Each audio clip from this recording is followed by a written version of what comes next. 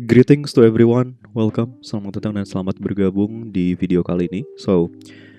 Hari ini kita mau ngomongin seputar Bitcoin, but just to be clear, video ini direcord jam 8.32 pagi, hari Minggu tanggal 19 Juli 2026. So, let's talk about Bitcoin. Oke, jadi di sini Bitcoin ini sempat mengalami kenaikan ya selama 2-3 hari ini sempat mengalami pumping dari area yang sebenarnya sudah sempat kita sampaikan ya. Jadi sebelum kita lebih further ke dalam analisanya ya, ke dalam apa yang terjadi di nextnya itu seperti apa, untuk kalian yang mau market outlook dan mungkin belajar seputar trading lebih detail lagi, di sini kita punya platform terbaru ya, namanya NetworkX. Ini kalian bisa cek aja linknya di description down below. Di sini kalian nanti bisa akses ada beberapa hal ya, dari mulai market overview. Di sini ya, ini ada on-chain data, ada latest Bitcoin update, lalu ada sampai astrology and something. And also di sini juga ntar ada tombol untuk join ke our Discord ya. Ini di sini juga ntar kita ada update lebih lagi. So that's it. Welcome to the Network X. Kita lanjut analisanya. Let's go. Oke. Yang pertama menjadi concern gue kali ini adalah apakah pump yang terjadi sekarang ini adalah fake pump ya. Apakah ini adalah sebuah fake pump? Apakah ini adalah sebuah fake weekend reversal ya? Karena kalau misalkan kita perhatikan dari secara liquidation heat map ya, ini izin gua zoom in biar kalian lebih jelas nih. Kalau misalkan kita lihat di sini di time frame 2 weeks ya, 2 weeks of liquidity heat map. 2 weeks of liquidity heat map sebenarnya ini ada chances untuk kita chase liquidity dulu nih ke area atas mungkin ya. Ini mungkin area paling mentoknya itu di area 65.600, 65.600. Tapi ini udah mulai ada liquidity resting di area 61.000, 62.000, bahkan sampai area 60-an ribu. Ini menjadi area yang menarik untuk divisit oleh Bitcoin mungkin di minggu depan ya. Jadi ini just to be clear, untuk menjadi sebuah caution, untuk menjadi sebuah warning bahwa hati-hati, ini ada banyak liquidity numpuk di area bawah ya, in a higher time frame. Tapi kalau misalkan kita geser pun ke let's say ke 1 week time frame, ini tuh liquidity-nya udah mulai di sweep ya, area atasnya udah mulai di sweep, dan yes, kebanyakan liquidity areanya itu sudah menunggu di area bawah ya. Sudah menunggu di area bawah, even kalau misalkan kita ke 3 days time frame kayak yang lebih short term juga, mungkin ya gak menutup kemungkinan ada chances untuk kita nge-sweep dulu area atasnya ya, sama di area 65 ribuan. Lalu nanti bisa aja kita sweep area bawahnya ya. Itu dari segi liquidity heat map ya. Kalau dari segi technical gimana? Well, kalau misalkan kita perhatikan dari segi technical di sini memang ada satu trend line yang bisa menjadi potential trend line ya. Ini baru double tap di sini. Tapi kalau misalkan memang dia bisa hit trend line tersebut, it will be very very interesting ya. Karena dari secara honestly ya, dari secara indication seperti RSI dan stochastic pun ini belum menunjukkan sign of weakness ya, belum menunjukkan tanda-tanda yang signifikan gitu. Kalau misalkan kita lihat nih di sini, nih biar kalian gak usah ngezoom ya. Nih, kalaupun Bitcoin lanjut mengalami kenaikan di sini ya, let's say dia ke area sini, ini technically kinda align dengan apa yang kita inginkan ya, di 65.200, 65.600 ya. Ini kembali lagi bertemu dengan support yang ada di sini ya. Kalau misalkan kalian perhatikan trendline ini, bertemu dengan resisten ya. Trendline ini lalu ada rejection di sini. Jadi kemungkinan besar ini hanya mampir untuk ngambil liquidity-nya lagi ya. Mampir untuk ngambil liquidity yang ada di sini, lalu ketemu dengan trendline ini, ya kita lihat aja ya. Apakah akan ada Monday manipulation besok di hari Senin, atau ini gejolaknya masih akan berlanjut di hari Minggu ini ya. Ini cukup menarik. Cuman yang menjadi point of interest gua ya, ini ada di sini ya. Ada di chartnya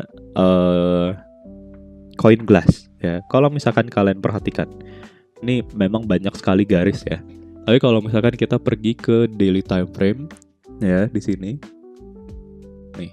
Nah, ini kita sedang berada di fase sideways ya. Kita sedang berada di fase sideways-nya dari exponential moving average 51 dan 21. Nih, mungkin di sini gue mau nge-hide dulu ya beberapa indication, ini nggak usah lah ya. Kita matiin dulu. Oke, salah. Kita matiin dulu VWAP dan yang lain-lain. Nah, ini ninggalin kita dengan EMA 21 and 51 ya. Ada EMA 21 dan 51, dan biasanya memang ketika exponential moving average ini bersinggungan, ini sifatnya menjadi support and resistance juga ya, flexible support and resistance. Dan ini sekarang dia lagi berusaha untuk menentukan arahnya, either dia breakout atau dia breakdown ya dari EMA 21 dan 51 ini. But let's say dia bisa break ke arah atas ya, dia bisa break dari EMA yang ini, which ini adalah EMA 51.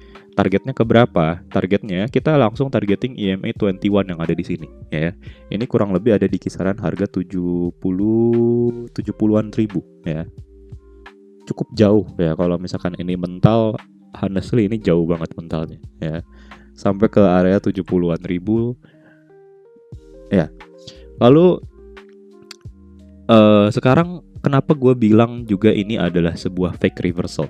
Kalau misalkan kalian perhatikan di sini ya, kita pergi ke yang namanya MFI ya, atau ini sebutannya adalah money flow indicator atau money flow index. Nah, yang menarik di sini adalah ini dari secara daily time frame ya mengalami kenaikan di sini ya. Dari secara daily time frame kemarin kita ini ada pump di sini, setelah adanya doji di sini ada pump. Namun dari secara money flow index ini dia justru mengalami penurunan ya. Momentumnya dia mengalami penurunan, jadi bisa dibilang ini ada hidden selling pressure ya. Ada hidden seller ya. Ini cukup menarik. Lalu kalau misalkan kita perhatikan dari secara MACD pun menurut gue pribadi ini udah terlalu overextend untuk si candle bar-nya dia berada di atas. It's time to reverse, it's time to cool down untuk dari secara MACD-nya ya. Ini cukup menarik karena signalnya it's quite mix and match ya. Karena kalau misalkan kita lihat dari secara relative strength index ya, let's say kita kesini deh untuk yang lebih jelas dari secara relative strength index ya. Ini kita kesini, lalu kita pergi ke daily time frame. Nah,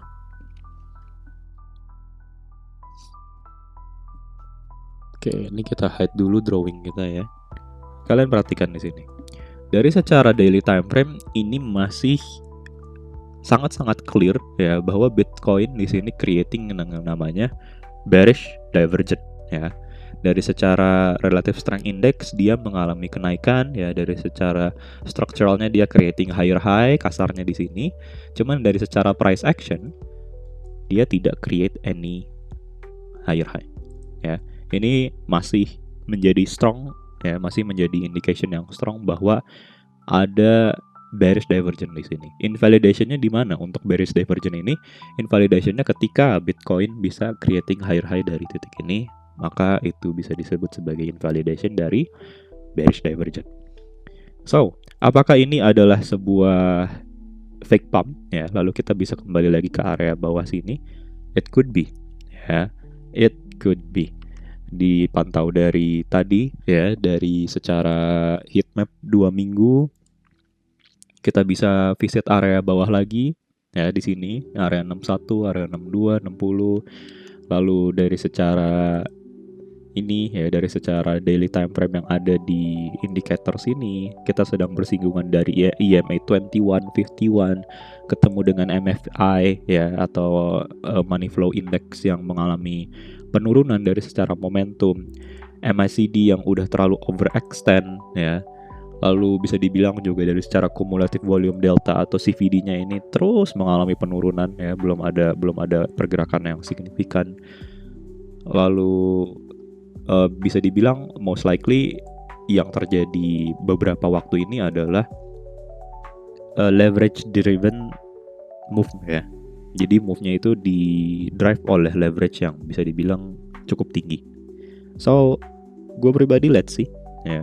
Let's see di minggu depan itu seperti apa. Di sini gue hanya memberikan dalam tanda kutip possible scenario ya. Possible skenario-nya masih kita berada di dalam bias yang bearish ya. Apalagi kalau misalkan kita lihat dari secara daily time frame ini kita masih under EMA 200 ya. Kita masih di bawah EMA 200. Bias kita adalah mencari dalam tanda kutip short ya. Tapi ada tapinya lagi nih. Kalau misalkan kita lihat dari secara market structure di sini, apakah mungkin kita bisa mengalami pump lagi? Honestly, yes, ya, masih sangat possible untuk ada chance untuk pump. Ya, ini titik sekarang bisa gue bilang ini bukan titik yang paling ideal untuk kita melakukan yang namanya short selling. Ya, ini bukan titik ideal untuk kita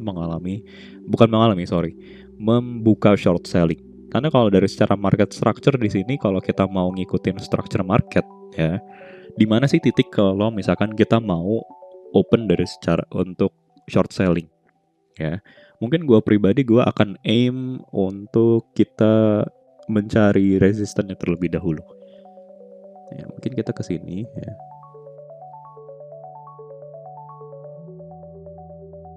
Kita tandain sendiri aja.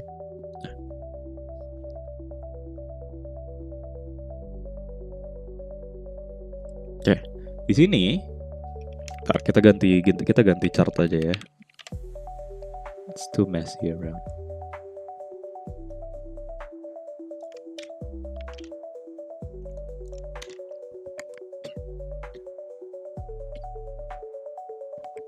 Oke, kalau misalkan kita ambil dari secara Fibonacci retracement di sini, ya, nanti kita aim yang ada di sini. Honestly, area yang paling ideal untuk Bitcoin kita short dari secara daily time frame ya, ini ada di kotakan sini nih. Ya, 0,5,618 dari secara Fibonacci retracement. Lihat. Nih. Ini berada di kisaran area harga 70.000 ya. 72.000 sampai di sini mentoknya di 73.000. Somehow it aligns ya. It aligns with our exponential moving average 200 ya. Yang berada di kisaran 73.000, 74.000 ya. Ini bisa dibilang ada di target yang sama ya. Mungkin kalau gue pribadi yang membutuhkan high conviction trade, mungkin gue akan short selling di area ini. Karena di area ini nantinya akan ketemu dengan golden zone Fibonacci ya. Lalu ketemu dengan exponential moving average 200 karena ini gue yakin masih akan turun terlebih dahulu ya. Ini kan flexible support dan resistance di sini. Lalu ya, mungkin itu ya. Jadi yang dari tadi kita bahas ini mungkin lebih ke arah middle time frame ya. Mungkin kita lebih ke arah ngomongin 2 sampai 4 hari ke depan. Tapi in the higher time frame ada possibility kita untuk visit ke area sini dulu ya. I think that's it for today. Thank you so much for watching and don't forget to visit our new platform the Network X. Dan untuk kalian yang mau join Discord or mau akses link websitenya, semuanya ntar ada di description down below. My name is 51 Chain. The only risk that you have are the time that you waste. Welcome to the Network X.